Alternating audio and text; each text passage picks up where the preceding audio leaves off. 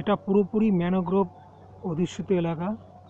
দেখুন ছোট ছোট দ্বীপ এবং খাড়ি শঙ্করপুরের, যেখানে মৎস্য বন্দরের পিছনের অংশটা সমুদ্রের সঙ্গে পুরোপুরি রিভারটা সংযুক্ত হয়েছে, সেই অঞ্চলটা।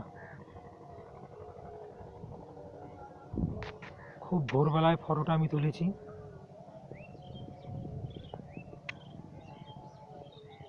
এটা মূলত মৎস্য বন্দর হিসাবে কিন্তু খুবই পরিচিত এলাকা।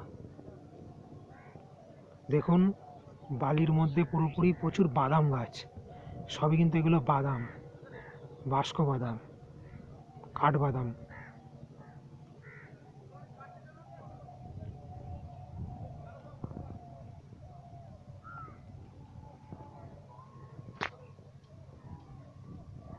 ওই দূরে সমুদ্র।